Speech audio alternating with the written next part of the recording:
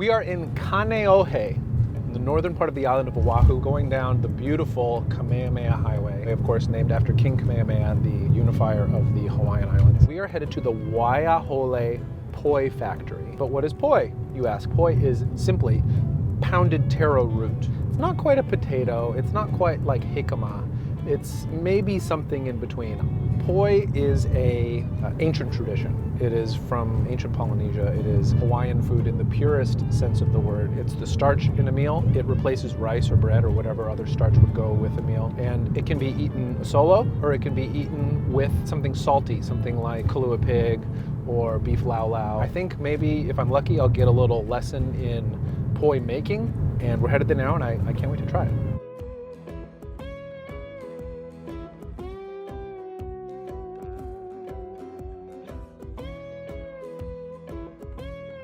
Where are you from? Right here. Yeah. So I live about 2 miles down the road. Yep. Yep.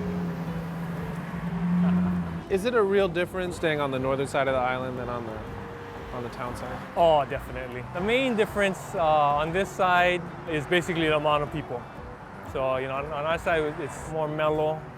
So let's start with a very simple question, which is, what is poi? Poi is the main starch food in the traditional Hawaiian diet, and it's made from the taro root. In Hawaiian, the word for the starch food, and including taro, is ai. And ai also is the word to eat. And so if you don't have the starch food, in a sense, it's not a true meal. So this is raw, straight from the patch.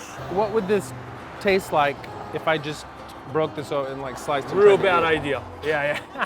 It has a natural defense, so there's these little crystals in it, and if you don't cook it long enough, it'll hurt. Cut up your mouth a little. Kind of, yeah, basically little cuts. Usually it's at least 2 to 3 hours of cooking, and then we take off the skin and outside, and basically we pound it.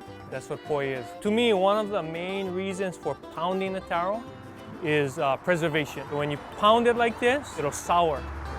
And so you can actually keep it for weeks, and it gets like a tangy sourness, but it's still good. Well, can we make some poi? Definitely. So this is what we call papakui ai, and that's our board. Do you know what kind of wood this is? Yeah, this is a monkey pot, and then this is what we call a pohaku. Pohaku means stone, and then kui ai is the process of pounding. So kui means to pound. This is kui, and ai is food. Kui ai. Kui ai, exactly. So we're kind of at the end stages of this, so we're really just mixing in water at this point. It's a lot like kneading dough, or actually mochi. Okay.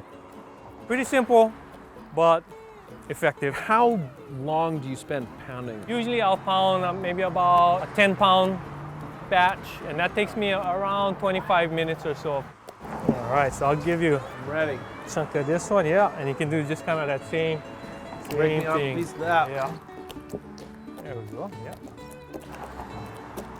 Yeah, and there's hundreds of different types of taro. Each one has its own characteristics. And you can see those little fibers. Little fibers in there, Yeah. yep. Pretty much good right there. So I'm gonna take a little taste test. Yeah.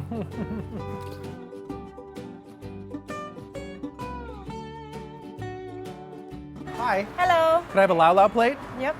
And could I have a chicken long rice? You can do a combo. Oh, I can do a Lau lau and combo. chicken long rice with poi. Let's do that then. I would also like a free Hawaiian nose flute lesson.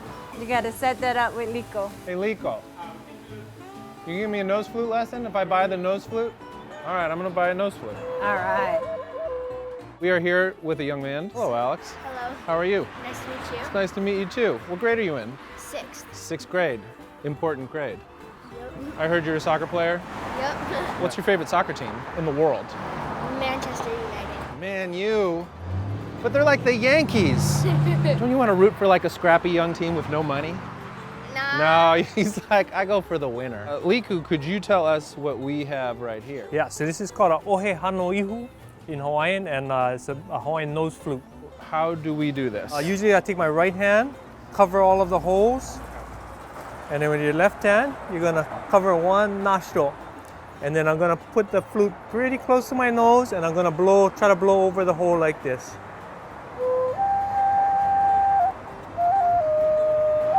You go first. Okay. I can't do it. No, that's good. You made a noise. There you go. Right, yeah. That's awesome. Nose flute jam session. Jam session.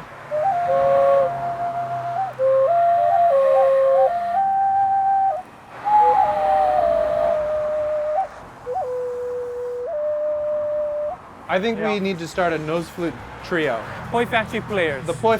Yeah. There you go. That's Poi Factory good. player, yeah. Great job, dude.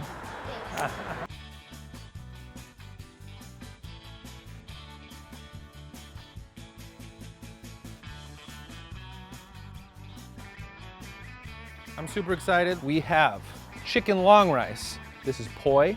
This is lomi salmon.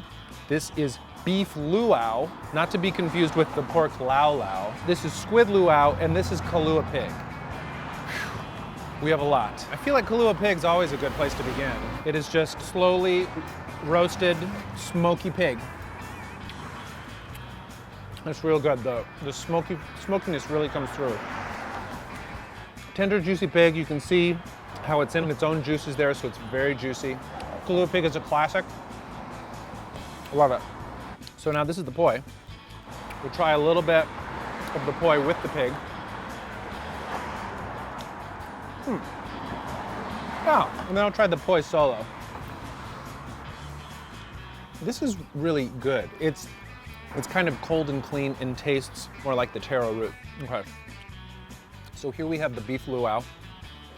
And the luau is luau leaf, otherwise known as young taro leaf. Sometimes there's a little bit of coconut, and in this case it's just nicely textured stewed meat. The consistency is a little bit like a spinach, cream spinach that you get in a dish, like an Indian dish like saag paneer. It cooks it a really long time until the meat is really just falling apart. It's very good. This is the squid luau, and what I'm expecting here is a similar consistency to the beef luau with squid, obviously, but there's gonna be a little more coconut in this, which is typically what you find with squid luau. So in addition to the nice chewiness of the squid, and a little bit of fishiness, you also get kind of that milky coconut flavor. I really like this a lot.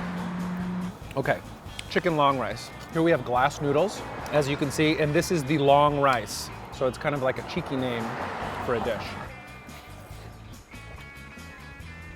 Simply seasoned, salt, pepper, and ginger. Ginger is the primary flavor in this. And it's really satisfying to sort of slurp up these really soft, super smooth and slick glass noodles.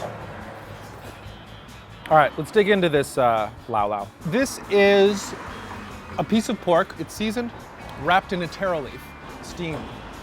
That in turn is wrapped in what's called a tea leaf, not T-A-E like you drink, but T-I. Oh, it is coming down. Woo. Yeah. Sorry, we had to shift over a little bit because, again, the Hawaii flash rainstorm. So anyways, that taro leaf is nice and bitter, which is great for this fatty pull-apart pork. And I'll bet this pork is gonna taste really good with this poi. This is a tender piece of pork, almost like pulled pork. The taro leaf on the outside, which is practically falling apart. It's very thin, but it adds a nice note of bitterness. And then the poi gives a nice, cold, almost creamy contrast.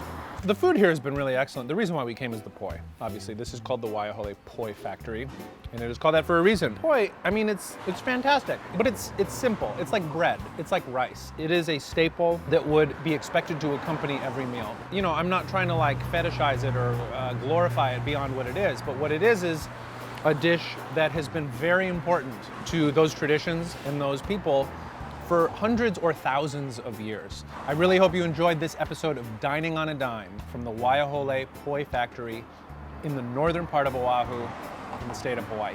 If you'd like to watch more, please click here. There's a lot of sumo stuff on the walls. Well, this is mom and dad, their favorite sport. Is there a lot